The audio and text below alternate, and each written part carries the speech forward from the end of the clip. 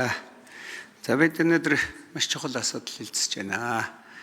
За энэ төлөвлөгөөн дээр үндэслээд улсын төсөв гарах учиртай. Өнгөрсөн жилүүдийн улсын төсөвт хийсэн аудитын хийсэн дүгнэлтүүдийг анхаарч үзэхийг хүсэж байна. Биелдэггүй, өргүү зардал ихтэй, маш их олон зөрчил гаргадаг ийм олон ажлууд төлөвлөдөг байсныг анхаарч нэгтэлж үзэж явахаа гэж бодож байна. За би бол боловсролын салбарынхаа төлөвлөгөөнд туссан ажлуудыг нэлээд нэгтэлж харлаа.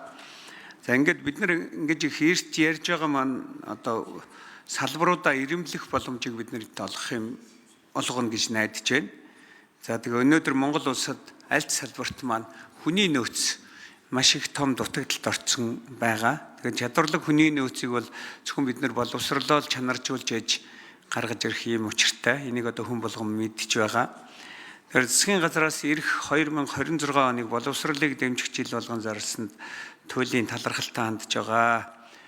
Энэ салбарт оруулах хөрөнгө оруулалт нэмэгдэнэ. Энэ салбарт оруулах ажиллаж байгаа багшлах боловсон хүчин, за удирдлага захирал менежерүүдийн талаар авах арга хэмжээнүүд нэмэгдэнэ гэж ийм хүлээлт байгаа.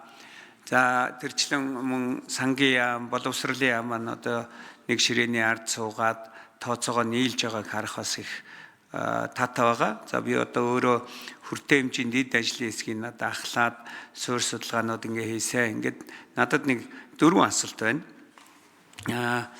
Боловсролын яам ирэх жил ер нь боловсролыг дэмжих жил болгосонтой холбогдуулж ямар алсын хараа, за ямар том зорилго тавиад байгаа вэ? Энийг их тодорхой хэлж өгөөч. 28 он, за цаашлаад 30 он гэхэд ямар төвшөнд хүрэх тийм тодорхой зорилтууд энийг тоогоор хэлж өгнө үү гэж хүсэж байна. За мөн төрийн эмчийн ихтэй сургуулиудыг бид нар бодлогоор дэмжих ёстой гэж ярьдаг. Тэгээ энэ жил болгож зарласантай холбогдуулаад төрийн эмчийн дээд сургуулиудад ялангуяа өндөр технологийн лабораториудыг шинээр байгуулахад энэ төлөвлөгөөнд хөрөнгө оруулалт тусгасан уу? Энэ талаар тодорхой зүйлээ хэлж өгөөч гэж хүсэж байна. За бид бүхэн бүгдээрээ мэдж байгаа. Манай боловсролын салбарт, за бүхэл салбарт энэ хүний нөөц, за ялангуяа боловсролын салбарт багшийн хомсдол бодтой нүүрлээд байна.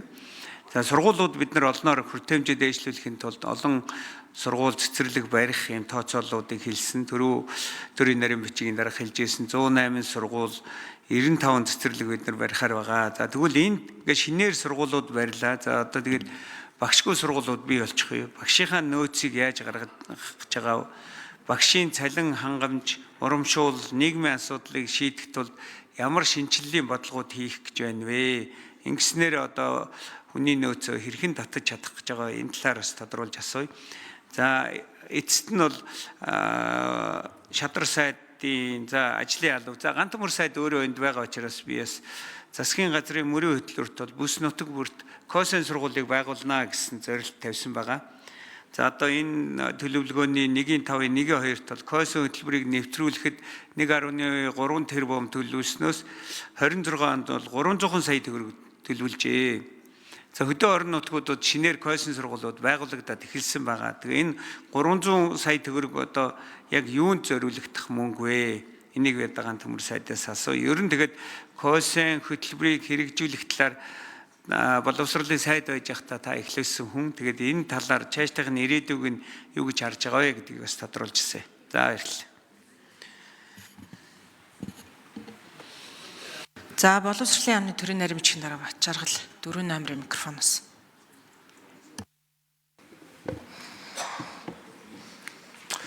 За галууд төрөх шинэ асуултан дээр үлээ боловсролын яам төрийн нарийн бичгийн дарга. За 2026 оны хөгжлийн бодлогыг төлөвлөх, за 2026 оны боловсролын жил болгон зарласан явдалтай холбогдуулаад ухцсан бэлтгэл ажлууд бол хийгдэж байгаа. Томоохон бас ажлын хэсгүүд гаргаад ажиллаж байгаа.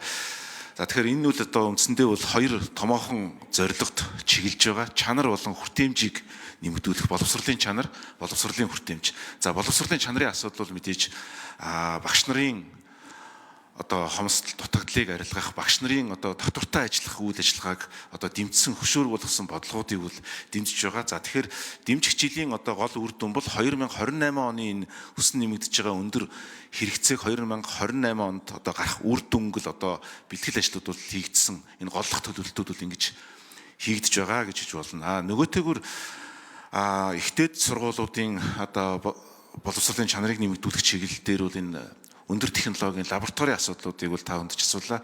Энд бол одоо явагдаж байгаа бодлогын арга хэмжээнүүд бол байгаа. Одоо JICA олон улсын байгууллагатай хамтраад мянган инженерийн төсөл гэж одоо томоохон төсөл одоо 10-аад жил хэрэгжиж байна. Маш амжилттай 98% одоо гүйцэтгэл үр дүнтэй явж байгаа. За энэхүү төслийг одоо дараагийн шатанд нь үргэлжлүүлж одоо судалгааны их сургуулийн бэлтгэл ажил, за судалгааны чиглэлээр одоо өндөр технологи нарийн мэргэжлийн лабораториудыг бол одоо төрийн өмчийн их сургуулиудыг одоо өргөжүүлэн хөгжүүлэх энэ чиглэлээр бол томоохон хөрөнгө оруулалтыг бол төлөвлөлөө төслийн дизайн бэлтгэл ажлууд бол хийгдэж байгаа гэж хэлэх байна.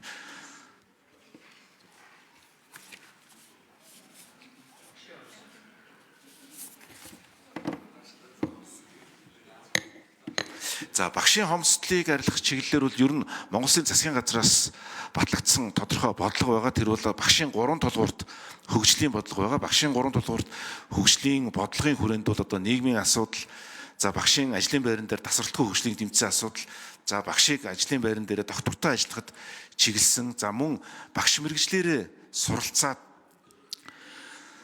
төгсөөд яг мэргэжлэрээ ажиллах чиглэл рүү одоо дэмжлэг үзүүлсэн одоо боловсролын зээлийн сангийн одоо хөшүүргүүдийг ашиглаж санхүүгийн механизмын одоо боловсронгуй болгож одоо ашиглах ийм бодлого бол одоо бэлтгэгдэж одоо боловсруулагдаж байгаа. Санхүүгийн механизм бол одоо энэ багшийн доктортой ажиллах, за цаашлаад одоо эхний одоо 5 жилийн одоо энэ доктортой ажиллах ажиллагааг бол одоо дэмжиж өгөхөд цаашаа үргэлжлүүлээд багш нар байна одоо төрөл бүрийн одоо нэмэлт урамшууллын хүрээнд бол одоо ажиллах юм болцоотой байгаа. Зөвхөн харин цалингийн нэмэгдлийн тухайд бол энүүд өөрөө боловсролын салбарт одоо 100 гаруй мянган албан хаагчид ажиллаж байна. Тэрний одоо 2.1 4 номерын микрофон дээр нэмж минут өгье.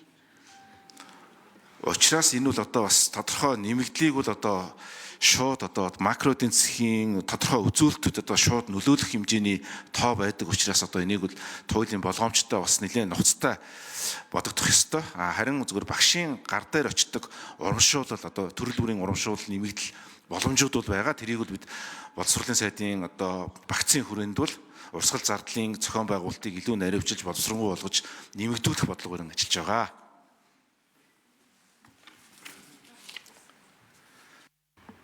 За. Эдийн засгийн хөгжлийн сайд, Гантөмөр сайд. За, КОС-ын боловсрал инженер бэлтгэх энэ ажил бол Монгол улсад тодорхой хэмжээгээр нутагшиж байна. Энд одоо их олон хүн хүчээ өргөж байгаа, баяртай байгаа. Хамгийн гол нь бол энэ чанарын асуудал байгаа. Чанарын асуудлыг ерөөсөө унгаж болохгүй гэдэг ийм л одоо шаардлага тавигдана. Дээр нь бол хүн хүч, хүний нөөц, багш, дээр нь лаборатори, тоног төхөөрөмж гэдэг энэ хөрөнгө оруулалтыг бол тасралтгүй цаашаа 10-аас 20 жил Японы засгийн газартай хамтарч ажиллах хэрэгтэй. Ингэжээж яг японочдын хүсдэг хийж чадсан тэр инженерийг Монгол улсад бэлтгэх ажил хийгдэнэ. Боловсролын яам бол өөрийн гэсэн вижнтэй байна лээ. Тэлхтэй бол жилд нэг 150 сая төгрөгөөр политехникийн коллежуудын шилжилтийн програмыг хийж байгаа. Мэдээж яг КОС-ын болоод эхлэх юм бол тэрийг нэм халтар ултар бол ерөөсөө хийж болохгүй. Тэрийг бол яг шилжилт Гантөмөр сайд болцсон уу хариулт. За. Гал удрах гишүүн нэмж тодруулъя гэж байна. Микрофон өгье. За тийм Гантөмөр сайдыг энэ дээр бас илүү анхаараасаа гэдгийг ингээд бас хүсэж асуусан юм байнамаа. Тэгэхээр одоо чанар унах гээд байгаа энэ асуудлууд ийм байгаа учраас тал талаасаа анхаарах хэрэгтэй. За тэр багшийн асуудал дээр тэр нөөц багшийн ажил өнөөдөр багш мэргэжлэрээ төгсчөөд ажиллахгүй байгаа, багшаараа ажиллахгүй байгаа хүмүүсийг эргэж татахын тулд одоо санхүүгийн төсөв мөнгө төлөвлөх хэрэгтэй байна. Багш нар ажлаас их гарч байна. За энэ гарч байгаа хурдыг багасгах зорилгоор бас ажлын байрны нөхцөлийг сайжруулах тал дээр төсвүүд хэрэглэх хэрэгтэй байна. За төгсөгчд багш мэрэгчлэр ажиллахгүй байгаа энэ хувьд дөнгөж 35% таа байгааг нэг 60% төрөх хэрэгтэй байна. Энэ талаараас тодорхой бодлого гаргах хэрэгтэй байна. За мөн багш болж байгаа хүмүүсийн чанарыг дээшлүүлэхийн тулд одоо ерөнхий боловсролын сургууль төгсөж байгаа шилдэг төгсгчийг оруулахын тулд цалинтай оюутан систем төр оруулах гэсэн энэ тодорхой зорилтуудыг яам хэрэгжүүлээсэ гэж хүсэж. За санал хэллээ. Наран цэцгийн алтан шагаа